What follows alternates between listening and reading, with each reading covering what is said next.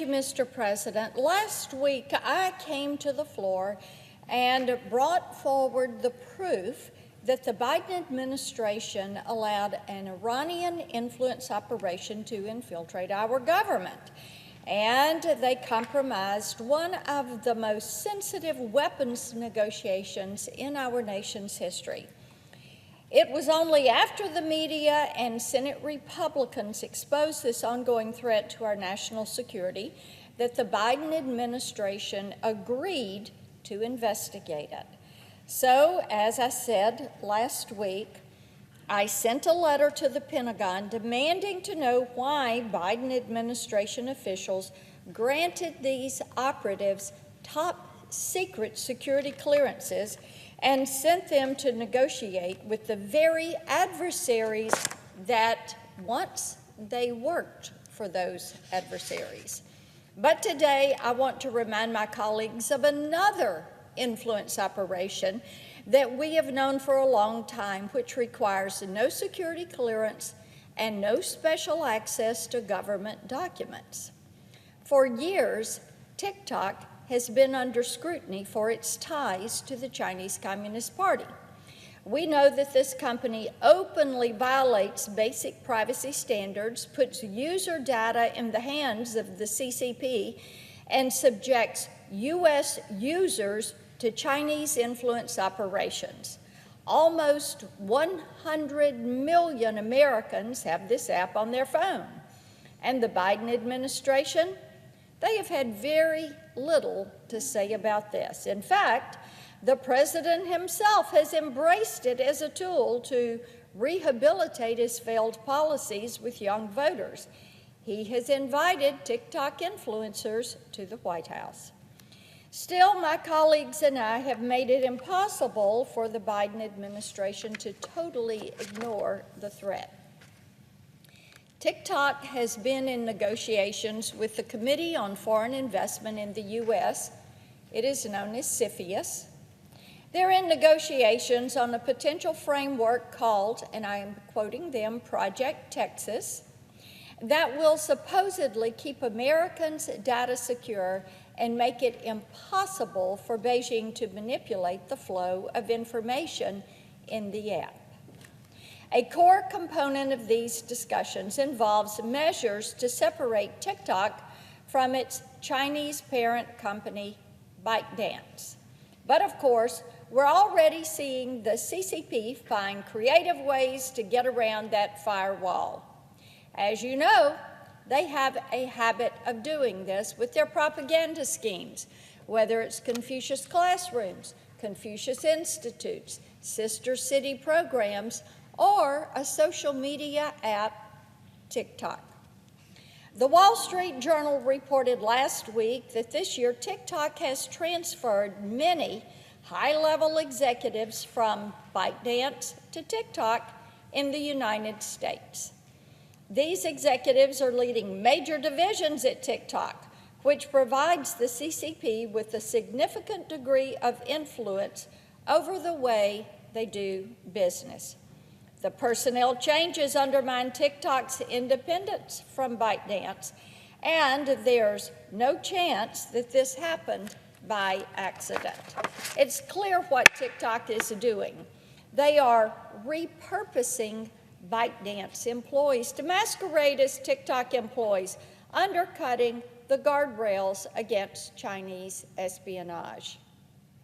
We know that with the Confucius Institute, many of these professors that came our way were indeed connected and sent there by the Chinese Communist Party. Over the past 3 years, it has become clear that we cannot rely on the Biden administration to follow through on its promises to protect and defend this country and the citizens of this country. They fall behind repeatedly, especially when it's politically inconvenient to do so. So today, Senator Blumenthal and I sent a letter to the CEO of TikTok demanding to know how many of his employees are former ByteDance employees. What are their jobs? what are the security protocols and the other rules are going to be imposed on these transfers? These are questions that we need the answers to. We also want to know if these personnel changes were disclosed to CFIUS before the Wall Street Journal published its article. And Mr. President, I ask unanimous consent to submit the letter to the record.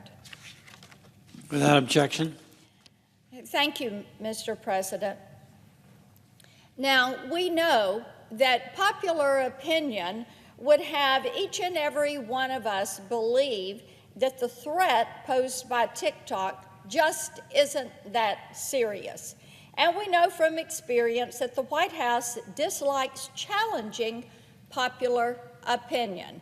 After all, we hear, this is just an app that kids like to use. This is just a silly app with videos. This is an app that is putting up challenges.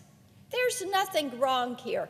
But what we do know, Mr. President, is that TikTok gathers all of this information.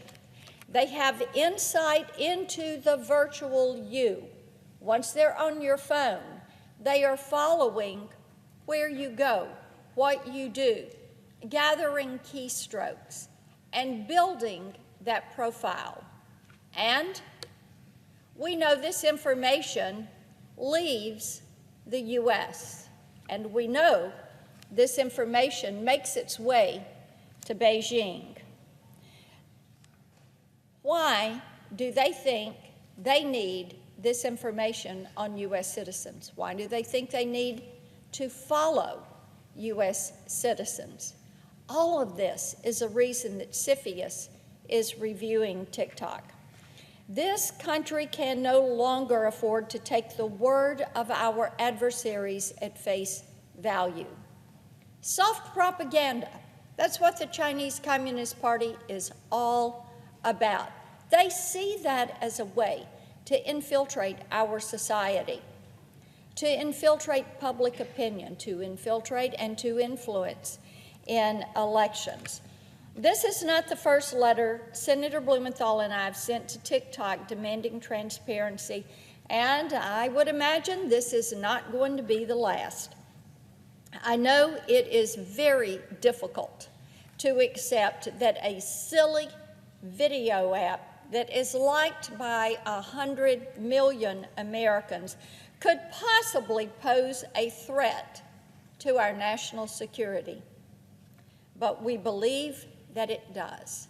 And I would remind my colleagues, and indeed anyone who has not deleted this spy app from their phones, please recognize the threat that is there and do not provide your information to one of our greatest adversaries.